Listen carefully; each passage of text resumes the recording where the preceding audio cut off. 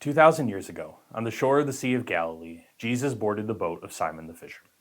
Jesus instructed the disgruntled fisherman to put out into deep water and let down his nets for a catch. Having labored all night and convinced of his task's futility, Simon reluctantly did as the Lord bade him.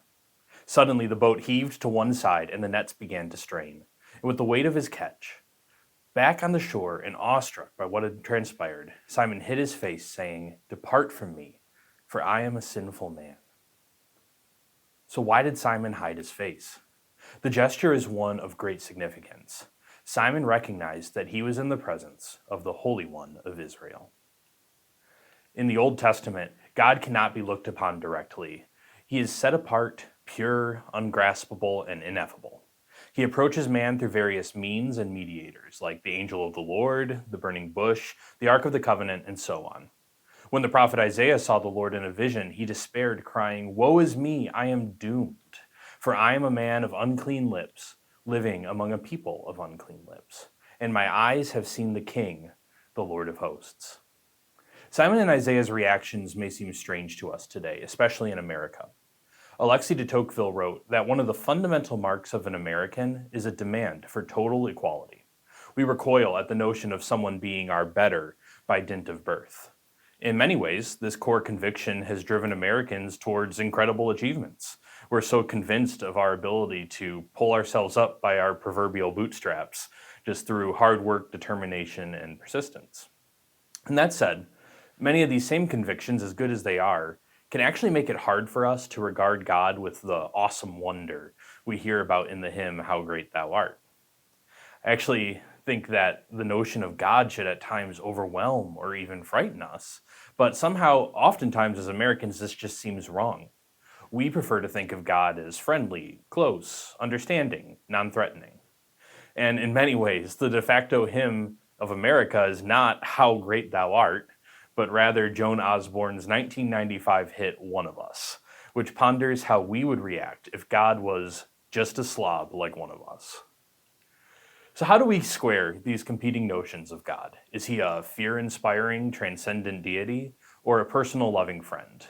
And as is so often the case with such questions, the answer is simply yes. In the book of Proverbs, we read, "The fear of the Lord is the beginning of wisdom." The wise man recognizes that God is greater than anything he can imagine. In other words, he recognizes that God is holy. The Hebrew word for holy is kadosh, indicating that something is separate or set apart. God is so holy, so different from us, that to draw near to him can be unsettling. To draw near to him, or to have God draw near to us, is to, in a sense, transgress a distinction that we intuit ought to be in place. This is why Isaiah feared for his life just looking upon God. He had entered into a presence that every fiber of his being told him he wasn't worthy of. And while we cannot access God's holiness on our own power and volition, we can enter into it at God's invitation. Speaking to Moses from the midst of the burning bush, God tells him, "Remove your sandals from your feet, for the place where you are standing is holy ground." I'd like to return for a moment to that joke I made earlier about Osborne's song, "One of Us." What's ironic about it is that God actually has become one of us, although not in the sense that she intended. In the womb of the Virgin Mary, the holiness of God took on human flesh in Jesus Christ. Recall the angel's words to Mary, "The Holy Spirit will come upon you, and the power of the Most High will overshadow you. Therefore, the child to be born will be called Holy, the Son of God." In Christ, God assumed a human nature alongside his divine nature, holding the two in perfect harmony, compromising neither. God didn't become a slob like one of us, but rather the perfect man, a new Adam. The separation of God and man is bridged by the incarnation, meaning that the holiness of God is now accessible to humanity. In the words of St. Athanasius, God became man so that man might become God. And what this means is perhaps best summed up by Simon Peter when he wrote, "But as he who called you is holy, you also be holy in all your conduct, since it is written, 'You shall be holy, for I am holy.'" Profound words from the humble fisherman who once hid his face on the seashore. Every Christian is called to be holy. The Second Vatican Council called this the universal call to holiness. It means that holiness doesn't depend on our vocation, our family, our ability, or anything else. It depends only on our cooperation with God's grace. This grace, which is first given to us in baptism, is aptly named sanctifying grace. To sanctify means to make holy. Sanctifying grace makes us sharers in God's own life, which is to say, in His holiness. The adventure of Christian life is to persevere and remain in this grace until our dying day. And it really is an adventure. Just like any good adventure, it can be at times both thrilling and fear-inspiring. And like any good adventure, it cannot be made well without traveling companions, friends to accompany us along the way. First and foremost among these is Jesus himself. He told his disciples, "You are my friends if you do what I command you." But we can add to this also the saints, those who have made the journey successfully and have already arrived in heaven. And it's toward them that I would now like to turn our attention. In Latin, the word for both saint and holy is the same, sanctus. This means that the saints are literally the holy ones. Now, united with God in heaven, they are holy just as he is. And yet no one is born a saint. The saints come from every conceivable place, time, and background. And despite this diversity, their lives all paint one incredible picture, and that's holiness. And in fact, this reality is what actually inspired the name of this present series, Mosaic. A mosaic is an image made up of innumerable pieces of glass, stone, or tile. Each piece, unique in itself, comes together to create a single artwork. And put together, the lives of the saints show us what holiness looks like in practice. Each episode of our series will introduce you to several saints who all embodied a particular virtue, albeit each in their own unique way. We'll explore the 4 cardinal virtues, prudence, temperance, fortitude, and justice, as well as the virtues of kindness and magnanimity. Through their lives, the saints prove that these virtues help to make us holy. And the reason for this is simple. All of the virtues, whatever they may be, lead us towards love. As we read in 1 John, everyone who loves is begotten by God and knows God. So if holiness is being like God, then love has to be our measure. The saints are great precisely in the measure that their love was great. For this reason, we'll be looking at how the saints lived out those qualities of love, outlined by St. Paul in his great hymn of love. You've probably heard it at weddings. Love is patient, love is kind, and so on. In the second part of this video, we'll examine the virtue of prudence and the lives of Saints Lawrence and Charles Borromeo, who lived it out in heroic fashion. But first, I invite you to pause this video and discuss the following questions. Question 1. We learned that holiness means to be set apart, or to be like God. How would you define holiness in practice? Question 2. In what ways does Jesus model holiness for us? And question 3. Love and holiness are both words often used but seldom defined. How would you define love? And how is it defined by the Bible and or the teachings of the Church?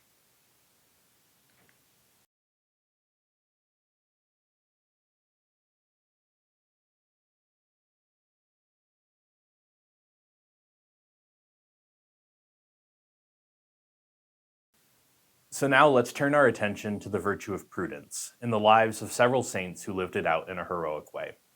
I think that it's important to always begin by clearly defining what we're talking about. I've found that as Catholics, we're prone to slipping into what I call church speak, using words like sacrament, liturgy, grace, etc., but without ever really being clear on what it is we're talking about. In the first part, we actually defined one of these kind of church speak words, which is holiness. We defined it as being made like God. So now let's look at 2 more. Virtue in general, and then the virtue of prudence in particular. St. Thomas Aquinas defines virtue as a good quality of mind by which we live righteously, and that makes its possessor good and his work good likewise. For our purposes, let's simplify this definition down a bit. We could say that a virtue is a quality that contributes to our holiness. A virtue is a habitual good action. They're character qualities that we exercise easily, naturally, and happily. Growing up, I was often told, maybe like some of you, that patience is a virtue. In my case, I was being told this precisely because it was a virtue I did not possess.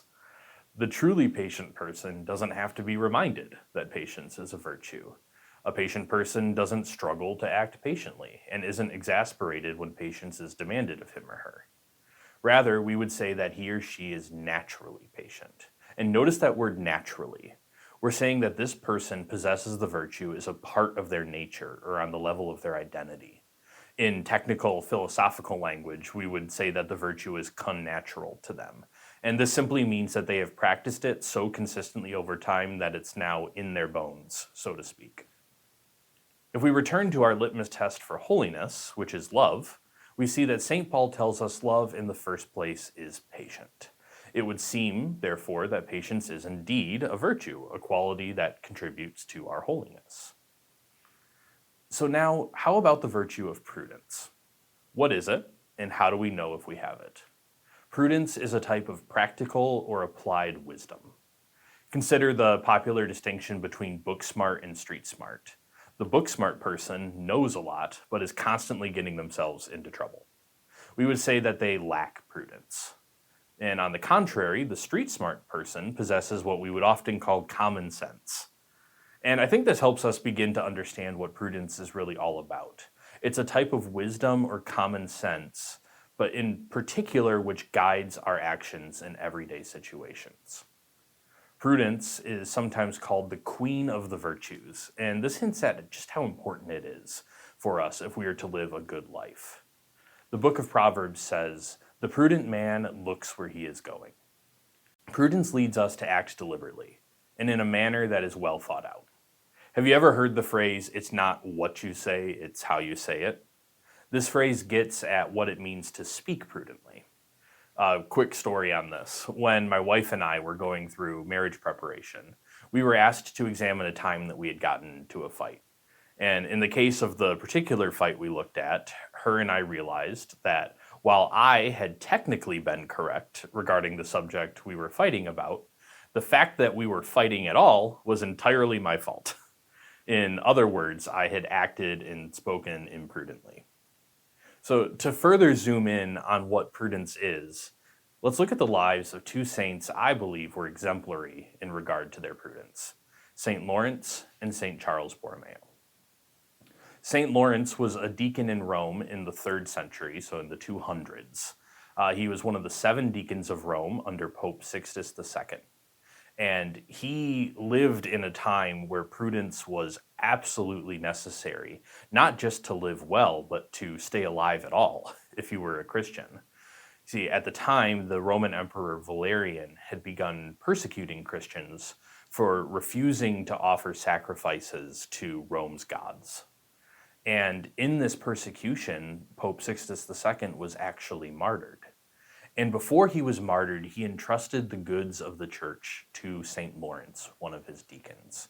And he gave a prophecy that St. Lawrence would, in 3 days' time, follow after him, meaning that he would be martyred himself. So the Emperor Valerian was trying to get at the riches of the church, so the different vessels and things like that used for the Mass. And St. Lawrence had this problem on his hands of what to do with these, because he knows that he's likely to be killed soon, and he doesn't want to see these treasures go to waste. And prudently, he decides that the best thing to do with them is to give them away. So he gives away the goods of the church to all of Rome's poor. And this enrages the emperor, who drags Lawrence in front of him and says, "Produce for me the treasures of the church." To which Lawrence responds, "I'll do so, but please give me 3 days' time to gather them all together." And he not only protected these things, but he actually gave a lesson as well, which I think is echoed through the centuries. So Lawrence gathered up all of Rome's poor, the homeless, widows, orphans, and he brought them before Valerian, the emperor, and said, "Here are the church's riches," which infuriated the emperor, who condemned Lawrence to death. And this is probably the most famous part of Lawrence's story. He was grilled to death on a red hot iron, and Ever, the comedian, in the middle of this horrible execution, he said to his executioners, "Flip me over, I'm done on this side." For this reason, in a sort of macabre way, the church recognizes St. Lawrence as the patron saint of both cooks and comedians. So, how did he exercise the virtue of prudence? Well, first of all, he recognized what goods were actually worth. He recognized what really was and wasn't of value. He knew that the treasures of the church were, in fact, treasures. He didn't want to see them fall into the pagan emperor's hands. But he also recognized that, as important as those material things were, that those who were loved by Christ, the poor, the orphaned, the widowed, those were the church's true treasures. So he found a way to prudently give what the church had to them, and also to provide an example for all of us who followed.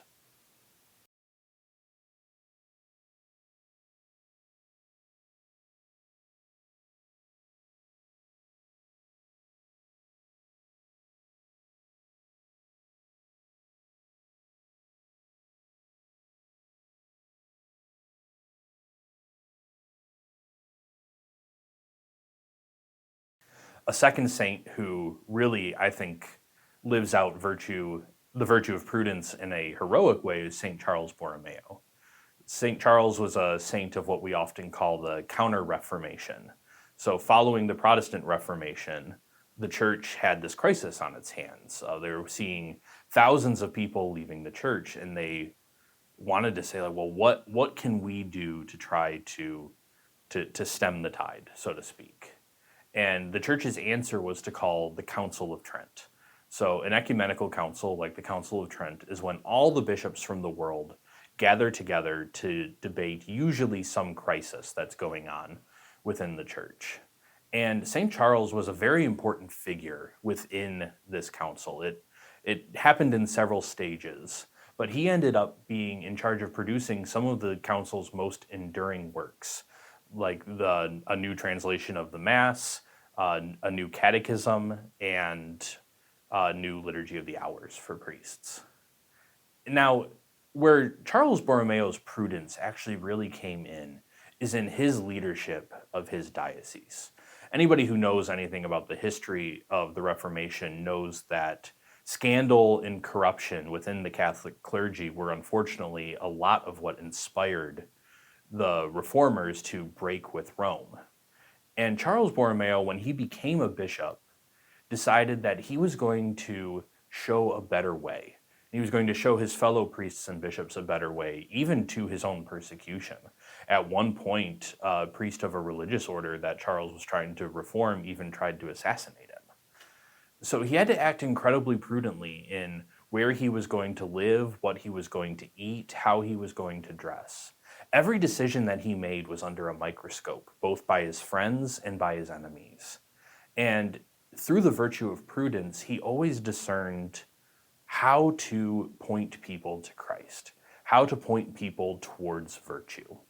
Remember that prudence is sometimes called the queen of the virtues, or another name for it is it's sometimes called the charioteer of the virtues. It steers and directs the others. And this is really what Charles Borromeo did, is he showed the clergy of his time how to live an exemplary and saintly life. When the plague broke out in his city, he donated all that he had to the poor and continued to serve them while others were evacuating. So we see in St. Charles, again, an example of that practical wisdom, how to let God inform our actions in any possible scenario or circumstance.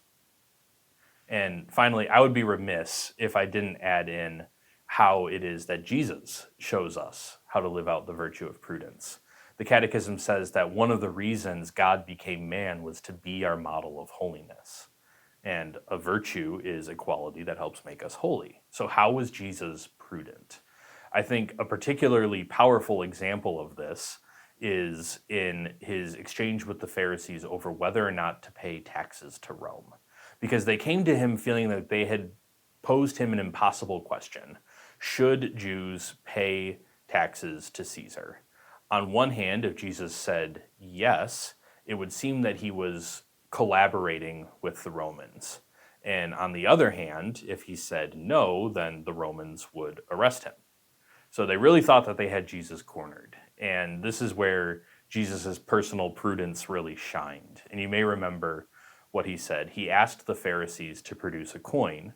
They handed it to him and he said, "Whose image appears on this coin?" He said, "Caesar's."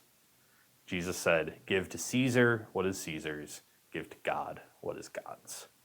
And this is really prudence in action, right? Knowing exactly the words to say in that particular situation to get him out of what seemed like an impossible spot. So, how is it that we can live out the virtue of prudence? I ask you to pause this video and discuss amongst yourselves, one, when have you acted prudently or maybe imprudently? Two, how can you build this virtue? Is it one that you feel like you already possess? Is it one that you struggle with? What are some ways that you can build it up? And then three, what are some examples that you know of for prudence in your life? Whether it's a saint or another person, who do you know that really exemplifies the virtue of prudence? All right, so let's recap. What have we learned about? We learned that holiness means literally to be set apart, but most importantly, it means to be like God. God became man in Jesus Christ to bridge that gap between humanity and God, so that we can become holy just as he is holy. He gave us in Jesus the ultimate model of virtue and holiness for us to follow. And that model that Jesus provided inspired generations of saints, holy men and women who lived out the virtues by the power of God's grace and persevered to the end, and who now share God's perfect holiness and life in heaven. We learned that a virtue is a quality, an excellence that leads us to become holy. It's something that we do out of habit, naturally and easily. And finally, we learned in particular about the virtue of prudence, that practical wisdom that shows us what to do in situations and circumstances, especially those that may seem difficult. I hope that you enjoy this series, Mosaic, as we explore the lives of the saints. Keep in mind that every single one of us is called to become a saint, called to become holy.